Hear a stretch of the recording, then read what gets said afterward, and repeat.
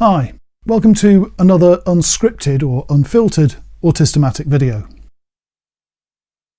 It's been a very busy week, though nowhere near as dramatic as last week. We're busy converting one of our upstairs bedrooms into a home office to make my work doing this and my day job a lot easier.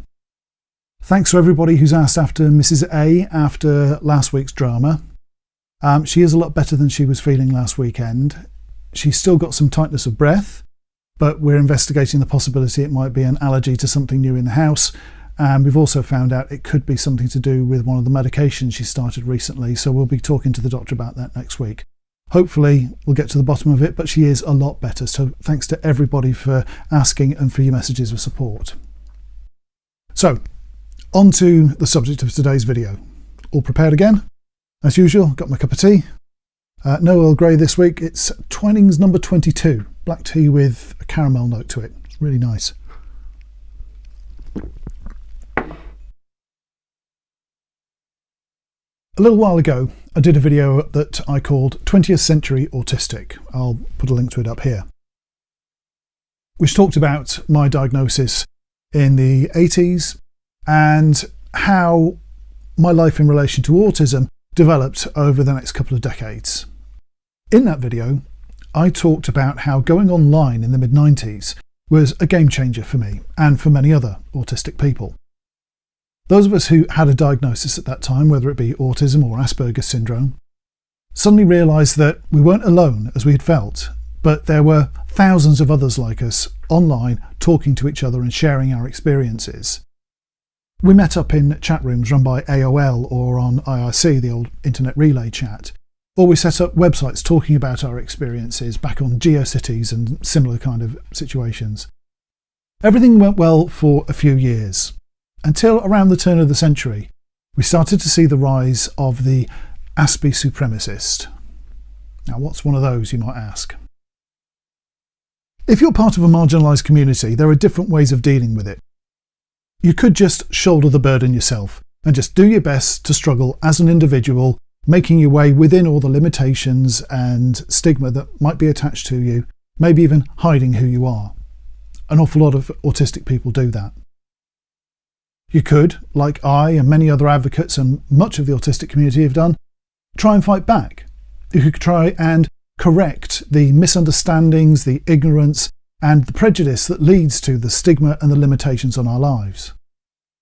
Or you could just get depressed about it. This is unavoidable for some people. The pressures on some people and the power they have to actually change their circumstances can be too much.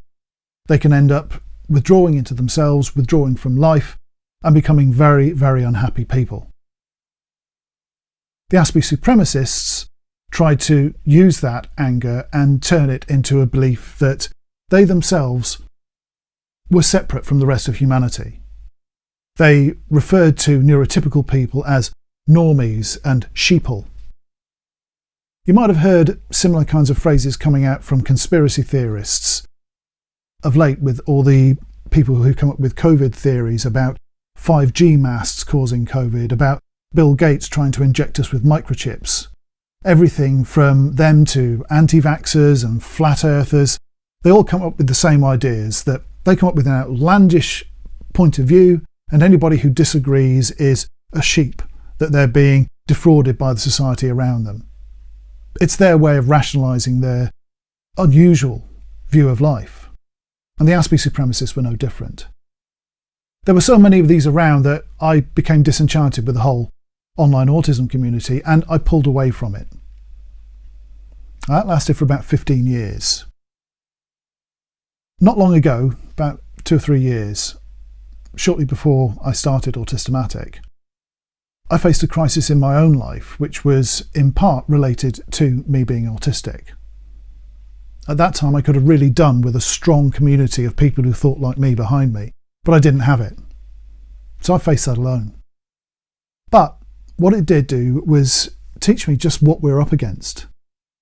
I'd gone into that first category of just trying to deal with it on my own, of working within the confines of society by masking myself to try and look like one of the others.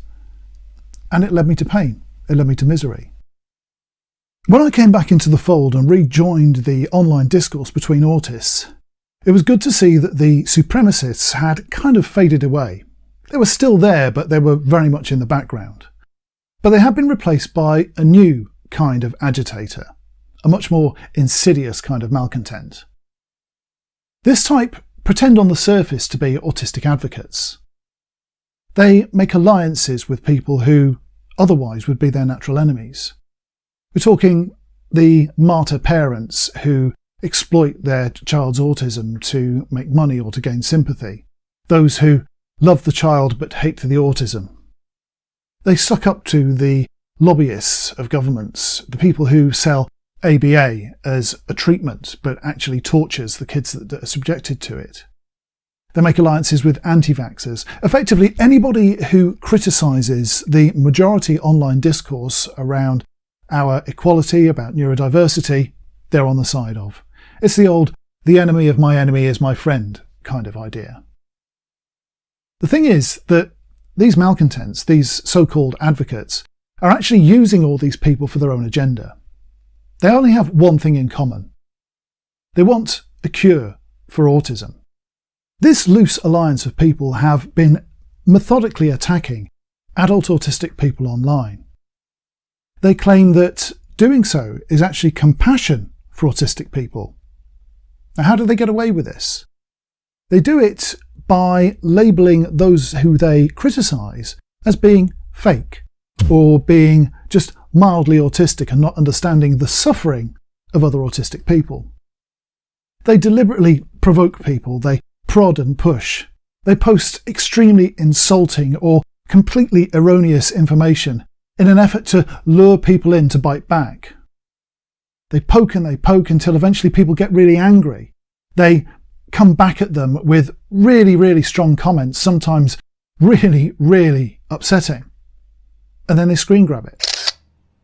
They then delete their comment, take that screen grab, and then use it in articles in the media, online and in print, saying that, oh, this is unprovoked, look at how they're attacking us. We've now come to a point where there are books and articles being published, sometimes in otherwise respectable journals, that attack autistic adults, claiming that doing so is actually an effort to protect autistic adults. They're actually undermining all the progress we've made, all the work that we've done over the years to improve understanding in an effort to achieve their own agenda. Why would an autist attack other autists who are trying to create a better world for all of us? We talked earlier about how people deal with being part of a marginalised minority. There are lots of different ways of dealing with it. But a certain element start to blame themselves. They internalise it. It makes them unhappy. It makes them depressed. In some cases, it goes even further. The suicide rate amongst autistic people is massively high compared to the non-autistic population. For some, though, they get very specific. They actually blame their autism for everything that's got wrong in their lives. If it weren't for being autistic, they might be rich, successful, famous. They might be loved. They might have romance. They might have all the things that they feel they're lacking in their life if they weren't autistic. There's only one solution for them. It needs to be cured. In many cases, such people have, in the past, discovered the autistic community online and reached out. They've started to be part of it. But they've seen the struggles that we face and they've seen them as too great. They're mountains that can't be climbed. So instead of working alongside us, they've chosen to fight against us. It's just accepting the status quo, but fighting against your own in order to achieve what you want, rather than the common goal of everybody being accepted. One of their favourite tactics is to undermine the legitimacy of anybody who disagrees with their mantra of cure at all costs. They like to suggest that autism is overdiagnosed these days, that an awful lot of people with a diagnosis shouldn't have one. They point the finger at often prominent advocates and well-known autistic public figures and claim that they're fake, or that their autism is so mild that it's not real autism. They focus a great deal of their bile on people who are self-diagnosed, or I prefer to say self-identified. Now, why do I say identified rather than diagnosed? The Scottish census I referred to previously also holds some other interesting information. There were far less diagnosed autistic adults in that census than there were diagnosed children. Now, that's wrong. It should be 2 or 3 times as many. But so many of us have gone undiagnosed over the years, we've slipped under the radar. Nobody noticed us at school, or we were born at a time when autism and the spectrum wasn't really considered a valid diagnosis, that we've gone through life just feeling like outsiders, feeling alone. Autism is not a set of behaviours detailed in some expensive diagnostic manual. It's a way of sensing the world, a way of thinking, a way of processing information, which itself makes a difference to our expression and our behaviours. People on the outside, those who give out the diagnoses, can only see the behaviours. But what we talk about online is how we think, how we process. Somebody can come along and see that and think, well, that's how I think, that's how I process things. People are not so objective about their own behaviours, but they're very objective about their own thought processes. Nobody can know somebody's thoughts better than the person having them. And when they see their own thoughts and those of somebody else, and they're the same things, or they go along parallel lines, they're going to identify with each other. The moment somebody realises that they might be autistic is an epiphany. It's a life-changing moment.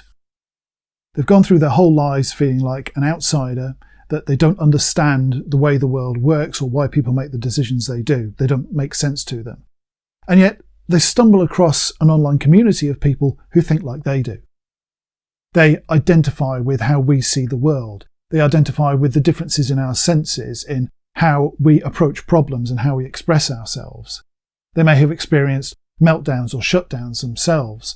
They may have been constantly pushed to the margins and told that they were weirdos, freaks, that they didn't fit in, that they were imagining things, or even misdiagnosed with countless mental illnesses that the treatments they were given for actually made them worse. That epiphany is not, technically speaking, a diagnosis though, and that fact is being used against those people and the entire community. Everybody knows that a diagnosis is something that comes from a doctor. So when these malcontents write their articles or go online, they use that term, self-diagnosis, as a way to gain sympathy from the general public. They claim that self-diagnosis is appropriating something that is not a person's right to take. It can only be given, it cannot be claimed. Saying that one has identified as very likely being autistic, seeing the possibility, the likelihood that you would get a diagnosis if you go down that route, and most people who are self-identified do, then all you're doing is opening up a possibility. You're reaching out to a community that can help you.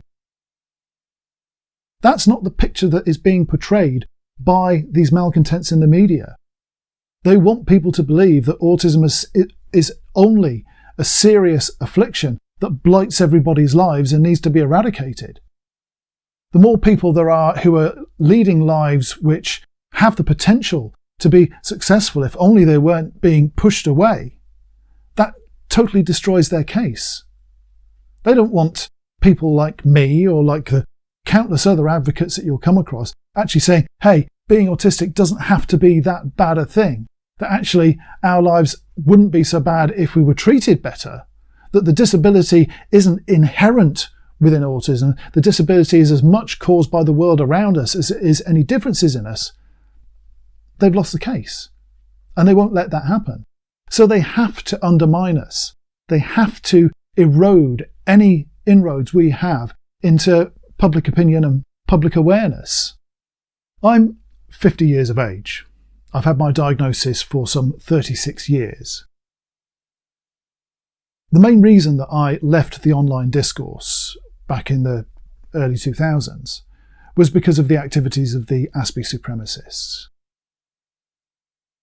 If I didn't have that diagnosis and I came online now with the life I've led and started seeing what other autistic people were talking about, I would identify with it. I may well be myself at this moment self-identified if I were in that circumstance. I would hate to think that those self-identified people were scared away from reaching out and finding that sense of community, of support, of camaraderie, because of the activities of the people I've been talking about.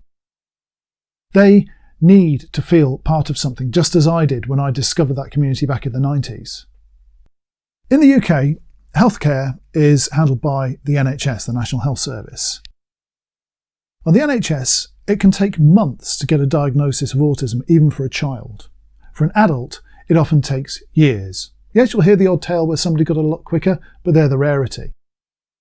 In many cases, before you even get to the diagnostic process, you have a pre-assessment where some psychologist will decide, have you got enough traits for me to recommend you for the full process of diagnosis? I've heard of people being turned away because they were in a relationship, because they had friends or children, because they had a job. Even that they recognise the difference between a happy face and a sad face emoji. Even going private isn't always the answer. I've heard of local authorities and even employers who will refuse to accept a private diagnosis as valid, even though that's technically against the law. In other countries, like the US, where healthcare is completely corporate, it's completely private, diagnoses can cost anywhere from a few grand up to tens of thousands of pounds. It's not easy to get that kind of finance sometimes, especially if you don't have work, and there's a lot of unemployed autists. There's also people for whom a formal diagnosis would, in the current climate, harm them. It may damage their careers or their future prospects, either by stigma or ignorance, or because of arcane rules in place that might actually prevent them from doing their jobs with a formal diagnosis.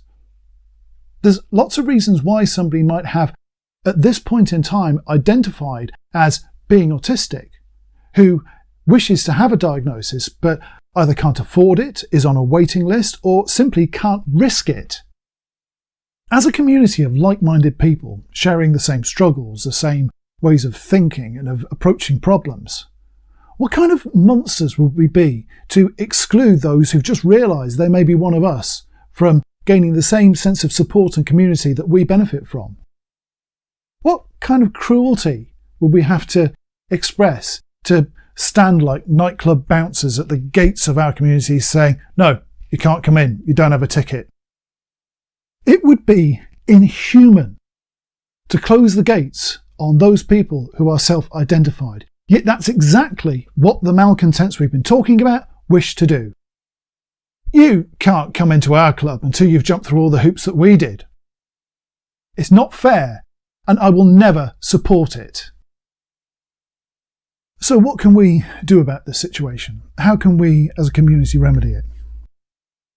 For a start off, there's no point hating the gatekeepers, the malcontents, the supremacists and the like. They're already victims. They're victims of their own self-hatred. They hate their autism, or they hate that their child is autistic. If we argue with them, if we try to reason with them, if we try to engage in any way, if we express our anger or our vitriol, they'll just use it as ammunition to try and undermine us later. It's not us they're attacking, it's public opinion of us so that they get what they want. We're far better off not engaging. We're far better off blocking them or ignoring them. Don't retweet them or repost what they say to other people. Don't quote them. Don't screen grab them. Don't give them the oxygen of publicity. Shut them down. Don't engage. Don't give them any ammunition. That's all they want, is public attention. When you do come across them writing articles, appearing on television or anywhere else in the media, then write your letters to the editor. Write your pieces in the comments pieces. Send your complaints to Ofcom or whatever regulator there is that governs what's in the press or the television.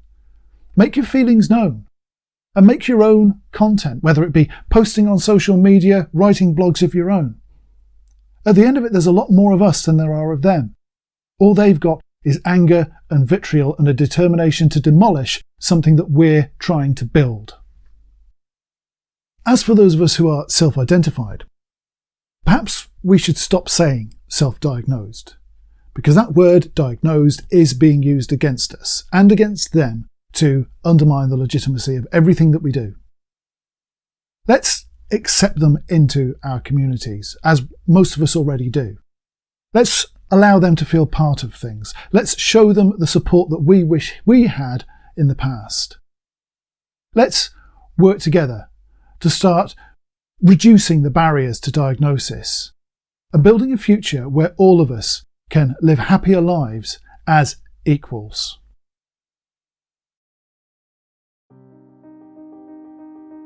Okay, I think we'll leave it at that. As always, if you haven't already subscribed to the channel and would like to see more content about autistic life, click here on the logo on the left. Or on the right, these links will take you straight to another video from the channel. Or you could visit Autistamatic.com.